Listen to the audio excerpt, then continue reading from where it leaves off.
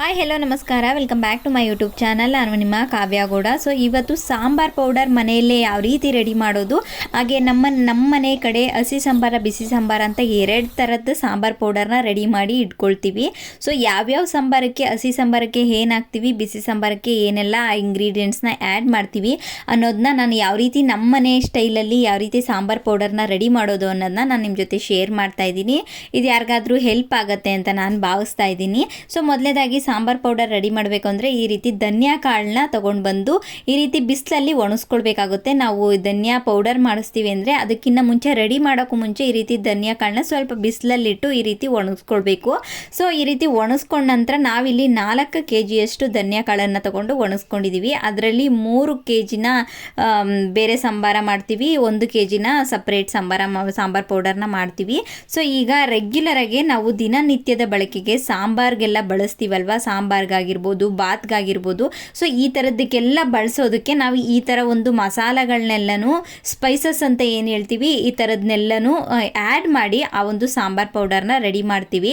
So ಇನ್ನೊಂದು ಚಿಕನ್ಗೆ, ಮಟನ್ಗೆ ಬಳಸುವಂಥ ಸಾಂಬಾರ್ ಪೌಡರ್ಗೆ ನಾವು ಇದನ್ನು ಸ್ಪೈಸಸ್ಸು, ಈ ಥರ ಕಾಳುಗಳನ್ನ ಯಾವುದೇ ರೀತಿ ಆ್ಯಡ್ ಮಾಡಲ್ಲ. ಅದನ್ನು ಪ್ಲೇನಾಗಿ ನಾವು ಧನಿಯಾ ಕಾಳನ್ನು ಮಾತ್ರ ಮಿಲ್ ಮಾಡಿಸ್ಕೊಳ್ತೀವಿ, ಅಂದರೆ ಪೌಡರ್ ಮಾಡಿಸ್ಕೊಳ್ತೀವಿ.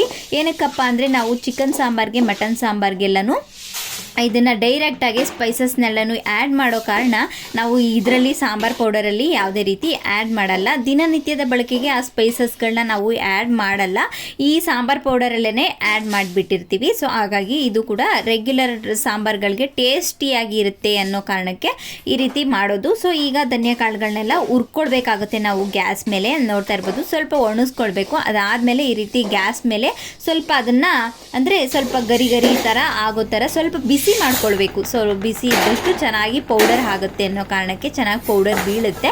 ಹಾಗಾಗಿ ಎಲ್ಲನೂ ತಗೊಂಡಿರೋಂಥ ಎಲ್ಲನೂ ಧನಿಯಾ ಕಾಳುಗಳನ್ನ ಸ್ವಲ್ಪ ಈ ರೀತಿ ಹುರ್ಕೊಳ್ಬೇಕಾಗತ್ತೆ ಗ್ಯಾಸ್ ಮೇಲೆ, ಬಾಣಲಿ ಇಟ್ಕೊಂಡು. ಸೊ ಈಗ ನಮ್ಮಮ್ಮ ಎಲ್ಲ ಹುರ್ಕೊಳ್ತಾ ಇದ್ದಾರೆ.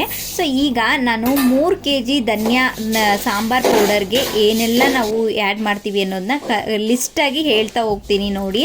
ಸೊ ಜೀರಿಗೆ 200 ಗ್ರಾಮ್ಸ್ ಆ್ಯಡ್ ಮಾಡಬೇಕಾಗತ್ತೆ. ಹಾಗೆ ಕಡಲೆಪಪ್ಪುನ 1/4 kg ಆ್ಯಡ್ ಮಾಡಬೇಕು. ಉದ್ದಿನ ಬೇಳೆನ 200 ಗ್ರಾಮ್ ಆ್ಯಡ್ ಮಾಡಬೇಕು.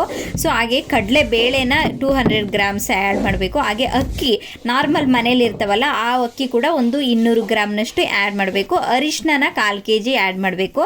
ಹಾಗೆ ಚಕ್ಕೆ 100 ಗ್ರಾಮು, ಕಲ್ಲುವು ಮತ್ತು ಈ ಥರದನ್ನ 5 ಗ್ರಾಮ್ನಷ್ಟು ಅಷ್ಟೇ.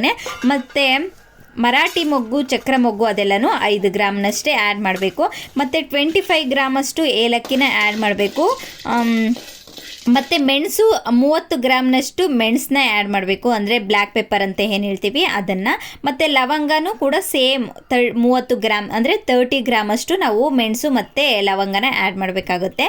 ಹಾಗೆ ಕರಿಬೇವೇನು ನೋಡಿದ್ರಿ, ಕರಿಬೇವು ಅದು ಸ್ವಲ್ಪ ಇಷ್ಟು ಇಡಿಯಷ್ಟು ನಾವು ಆ್ಯಡ್ ಮಾಡಬೇಕಾಗುತ್ತೆ. ಅದನ್ನು ಕೂಡ ಮುಂಚಿತನೇ ಒಣಗಿಸಿ ಬಿಸಿಲಲ್ಲಿ ಇಟ್ಟಿರಬೇಕು. ಅದನ್ನು ಈಗ ಈ ಸಾಂಬಾರ್ ಪೌಡರಲ್ಲಿ ಆ್ಯಡ್ ಮಾಡ್ಕೊಳ್ಳೋ ಅಂಥದ್ದು. ಈಗ ಧನಿಯಾ ಕಾಳನ್ನೆಲ್ಲ ಹುರ್ಕೊಂಡಿದ ನಂತರ ಸ್ಪೈಸಸ್ ಅಂತ ಏನು ತೊಗೊಂಡಿದ್ವಿ ಅದನ್ನೆಲ್ಲನೂ ಕೂಡ ಈ ರೀತಿ ಬಾಣಲೆಗೆ ಹಾಕಿ ಬಿಸಿ ಮಾಡ್ಕೊಳ್ಬೇಕಾಗತ್ತೆ. ಸೊ ಈ ಥರ ಎಲ್ಲ ಸ್ಪೈಸಸ್ ಎಲ್ಲ ಬಾಣಲೆಗೆ ಹಾಕಿ ಬಿಸಿ ಮಾಡ್ಕೊಂಡಿದ ನಂತರ ನಾವು ಧನಿಯಾ ಕಾಳನ್ನೇನು ಹುರಿದಿಟ್ಟಿದ್ವಿ ಅದರ ಜೊತೆಗೆ ಅದನ್ನೆಲ್ಲನೂ ಮಿಕ್ಸ್ ಮಾಡ್ಕೊಳ್ಬೇಕಾಗತ್ತೆ. ಈಗ ನಾನು 4 kg ತೊಗೊಂಡಿದ್ದೀನಿ, ಅದರಲ್ಲಿ 1 kg ತೆಗೆದಿಡಬೇಕು.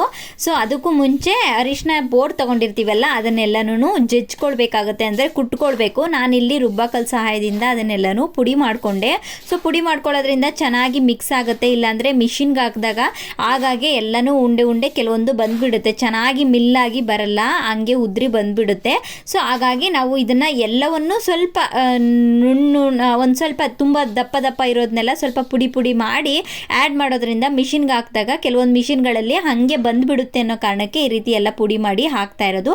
ಈಗ ನೋಡ್ತಾ ಇರ್ಬೋದು, 1 kg ಸಾಂಬಾರ್ ಪೌಡರ್, ಅಂದರೆ ಧನಿಯಾ ಪೌಡರ್ ಮಾಡಿಸ್ಕೊಳ್ಳೋಕ್ಕೆ ಧನಿಯಾ ಕಾಳನ್ನು 1 kg ಸಪ್ರೇಟ್ ತೆಗೆದಿಟ್ಟು ಅದಕ್ಕೆ ಅರಿಶಿನ ಬೋಟು ಏನು ಕುಟ್ಟಿಟ್ಟಿದ್ವಿ ನೋಡಿ ಅದನ್ನು ಮಾತ್ರ ಆ್ಯಡ್ ಮಾಡಬೇಕು. ಬೇರೆ ಯಾವುದೇ ರೀತಿ ಏನು ಸ್ಪೈಸಸ್ಸು ಅದು ಇದು ಕಾಳುಗಳನ್ನ ಆ್ಯಡ್ ಮಾಡೋದಿಲ್ಲ. ಬರೀ ಅರಿಶಿನ ಬೋಟು ಕುಟ್ಟಿಟ್ಟಿರೋದು ಮಾತ್ರ ಆ್ಯಡ್ ಮಾಡಬೇಕು. ಅದು ಪ್ಲೇನ್ ಸಾಂಬಾರ್ ಪೌಡರ್. ಅದನ್ನು ಚಿಕನ್ಗೆ, ಮಟನ್ಗೆ ಎಲ್ಲನೂ ಬಳಸ್ಕೊಳ್ತೀವಿ. ಸೊ ಈಗ ಏನು ನೋಡ್ತಾ ಇದ್ದೀವಿ ನೋಡಿ, ಈಗ ಸ್ಪೈಸಸ್ಸು ಆಗಿರ್ಬೋದು, ಅಕ್ಕಿ ಆಗಿರ್ಬೋದು, ಮತ್ತು ಕಡಲೆಪಪ್ಪು, ಕಡಲೆಬೇಳೆ ಎಲ್ಲನೂ ಇದ್ರ ಜೊತೆಗೆ ಆ್ಯಡ್ ಮಾಡ್ಕೊಳ್ಳೋದು. ಇದು ದಿನನಿತ್ಯದ ಸಾಂಬಾರ್ಗೆ ಅಥವಾ ಗ್ರೇವಿಗಳಿಗೆ ಮತ್ತು ಬಾತ್ಗಳಿಗೆ ಎಲ್ಲನೂ ಬಳಸುವಂಥ ಸಾಂಬಾರ್ ಪೌಡರ್ ಅಂತಲೇ ಹೇಳ್ಬೋದು. ಈಗ ನೋಡ್ತಾ ಇರ್ಬೋದು, ಇದರಲ್ಲಿ ಏನೂ ಆ್ಯಡ್ ಮಾಡಿಲ್ಲ. 1 kg ಸಾಂಬಾರಲ್ಲಿ ಜಸ್ಟ್ ಅರಿಶಿನ ಬೋಟ್ಗಳನ್ನ ಕುಟ್ಟಿ ಹಾಕ್ಕೊಂಡಿದ್ದೀವಿ. ಇದನ್ನು ಸಪ್ರೇಟ್ ಮಾಡಿಸಿಟ್ಟಿರ್ತೀವಿ, ಅದನ್ನು ಸಪ್ರೇಟ್ ಮಾಡಿಸಿಟ್ಟಿರ್ತೀವಿ. ಸೊ ಈಸಿಯಾಗಿ ನಾವು ಯಾವುದಕ್ಕೆ ಯಾವುದು ಅಂತ ಕಂಡಿಡ್ಕೋಬೋದು. ತುಂಬಾ ಘಮ ಘಮ ಘಮ ಅಂತ ಇರುತ್ತೆ. ನಾವು ಮನೆಯಲ್ಲಿ ಮಾಡಿರೋ ಸಾಂಬಾರ್ ಪೌಡರ್ಗೂ ಅಂಗಡಿಲಿ ಥರ ಸಾಂಬಾರ್ ಪೌಡರ್ಗೂ ಸಿಕ್ಕಾಬಟ್ಟೆ ಡಿಫ್ರೆನ್ಸ್ ಇರುತ್ತೆ ಅಂತಲೇ ಹೇಳ್ಬೋದು. ಸೊ ಈಗ ಎಲ್ಲವನ್ನು ನಾವೇನೆಲ್ಲ ಬಿಸಿ ಮಾಡಿ ಇಟ್ಟಿದ್ವಿ, ಏನೆಲ್ಲ ತೊಗೊಂಡಿದ್ವಿ, ಸೊ ನೋಡ್ತಾ ಇರ್ಬೋದು ಚಕ್ಕೆ ಮಸಾಲ ಸ್ಪೈಸಸ್ನು ಕೂಡ ಒಂದ್ಸರಿ ರುಬ್ಬಕಲ್ಲಲ್ಲಿ ರುಬ್ಕೊಂಡು ಸ್ವಲ್ಪ ಪುಡಿ ಪುಡಿ ಮಾಡಿ ಆ್ಯಡ್ ಮಾಡ್ತಾ ಇದ್ದೀವಿ.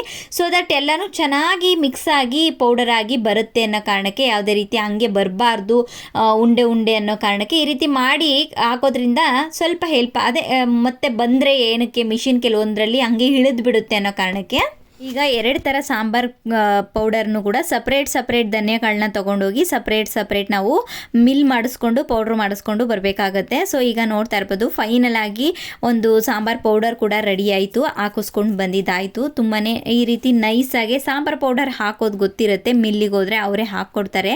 ಸೊ ಈ ರೀತಿ ನೈಸಾಗೆ ಹಾಕಿಸ್ಕೊಂಡು ಬರಬೇಕಾಗತ್ತೆ. ತುಂಬಾ ಚೆನ್ನಾಗಿ ತುಂಬಾ ಕಲರ್ ಆಗಿ ಹಾಗೆ ತುಂಬಾ ಘಮ ಘಮ ಘಮ ಅನ್ನೋ ರೀತಿಲಿ ಬಂದಿದೆ. ಇದು ನಮ್ಮ ಮನೆ ಸ್ಟೈಲಲ್ಲಿ ಮಾಡುವಂಥ sambar powder. Thank you for watching this video. Love you all. ಮತ್ತೊಂದು ಹೊಸ ವಿಡಿಯೋ ಜೊತೆ ಸಿಗ್ತೀನಿ. ಅಲ್ಲಿವರೆಗೂ love you all. Take care. Bye bye.